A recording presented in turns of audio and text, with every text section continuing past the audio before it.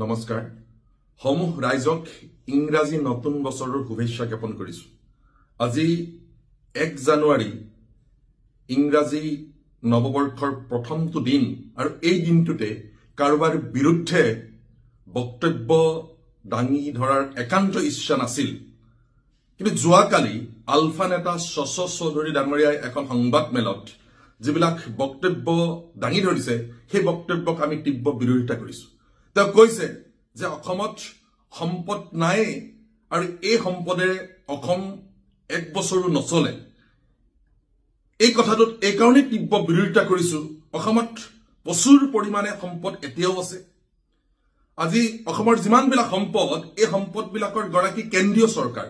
চাহ, তেল, কয়লা এই সম্পদৰ গৰাকী কেন্দ্ৰীয় চৰকাৰে সেই ৰয়েলিটি পাই আছে, অসমে সেই ৰয়েলিটি পোৱা নাই।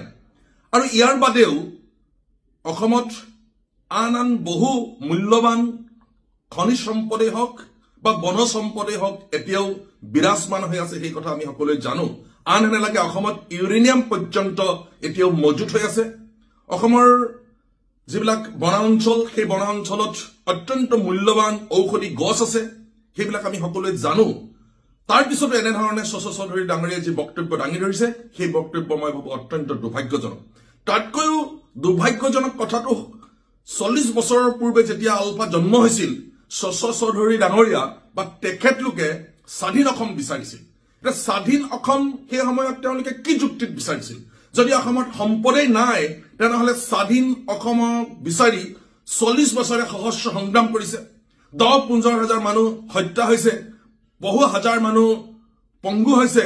তেনেহলে সম্পদেই নাই, তেনেহলে এই ভেকু ভাওনা কিয় তেওঁলোকে কৰিবলগীয়া হল? সেই কথা মই শশী চৌধুৰী ডাঙৰীয়াক স্পষ্টভাৱে প্ৰশ্ন উত্থাপন কৰিছো।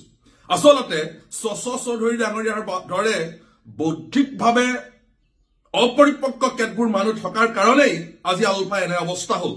আলফাই আজি এটা ৰাজনৈতিক দাবীও তেওঁলোকৰ যি আলোচনা, সেই আলোচনাৰ মজিয়াত উত্থাপন কৰিব নোৱাৰিলে এইটো চৰম দুৰ্ভাগ্যজনক। তেওঁ ইনাৰলেণ্ড পাৰ্মিটৰ কথা কৈছে।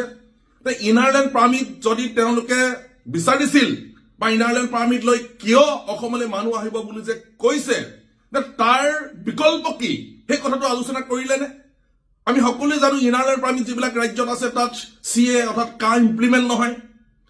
আজি অসমত অবাধ গতিত প্ৰব্ৰজন হৈছে, অবাধ গতিত মানুহৰ আগ্ৰাসন হৈছে। সেই প্ৰব্ৰজন আৰু আগ্ৰাসন ৰোধ কৰিবৰ কাৰণে বিকল্প কি ব্যৱস্থা? তেনেহলে একো বিকল্প ব্যৱস্থা নাই। সেই প্ৰব্ৰজন আৰু আগ্ৰাসন ৰোধ কৰিবৰ কাৰণে একমাত্ৰ ব্যৱস্থাটোৱে হল ইনাৰলেণ্ড পাৰ্মিট।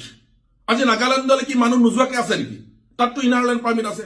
আজি অৰুণাচললৈ মানুহ নোযোৱাকে আছে নেকি? তাততো ইনাৰলেণ্ড পাৰ্মিট আছে। তাতকৈ ডাঙৰ কথাটো হল ইয়াতে প্লেনে নামক বা ট্ৰেইনে ইয়াতে ৰখক। তাতকৈ ডাঙৰ কথাটো হল যে প্লেন ট্ৰেইনতকৈ ডাঙৰ কথাটো হল আমাৰ জাতিটো সংকটৰ দুৱাৰদলিত আছে। আৰু এনেকে থাকিলে এদিন অসমীয়া জাতি সংখ্যালঘুত পৰিণত হব। তাৰপিছত আমি প্লেন ৰখাই কি কৰিম ইয়াত? তাৰপিছত আমি ট্ৰেইন ৰখাই কি কৰিম? এই কথা শশী চৌধুৰী ডাঙৰীয়াই এই প্ৰশ্নৰ আমাক উত্তৰ দিব লাগে। গতিকে আমি কোনো কাৰণতে তেওঁ যিবিলাক কথা কৈছে সেই কথাবিলাক যুক্তিপূৰ্ণ কথা নহয়, একেবাৰে অযুক্তিকৰ কথা। আজি ভাৰতবৰ্ষৰ সংবিধান যদি আমি, ভাৰতবৰ্ষৰ লোকপিয়ল যদি আমি পৰ্যালোচনা কৰো তেনেহলে দেখিম 71 চনত অসমত অসমীয়া ভাষীৰ সংখ্যা আছিল 60% আৰু 2011 চনত অসমত অসমীয়া ভাষীৰ সংখ্যা 48%লৈ অৱনমিত হৈছে। এই মানুহবিলাক ক'ৰ পৰা আহিল? কেৱল স্বাভাৱিকভাৱে জন্মৰ দ্বাৰা জন্ম হোৱা জনসংখ্যাই এনেধৰণে আমাৰ অসমীয়া মানুহক সংখ্যালঘুত পৰিণত কৰি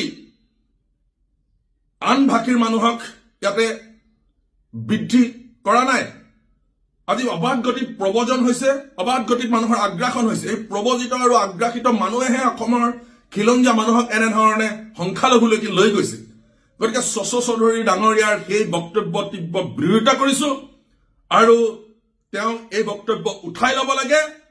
আৰু এই বক্তব্য কাষতে বহি থকা অনুপ চেতিয়া ডাঙৰীয়া আৰু অৰবিন্দ ৰাজখোৱা ডাঙৰীয়া, তেখেতলোকেও আগতে যিটো সংগঠনত আছিল সেই সংগঠনটোত থাকোতে ইনাৰলেণ্ড পাৰ্মিট বিচাৰিছিল, সেই সংগঠন থাকোতে সম্পদৰ ওপৰত অধিকাৰ বিচাৰিছিল। গতিকে তেওঁলোকেও ইয়াৰ মই ভাবো যে এই বক্তব্য উঠাই ল'ব লাগে আৰু তেওঁলোকৰ বক্তব্য কি সেই বক্তব্য তেওঁলোকে দাঙি ধৰিব লাগে।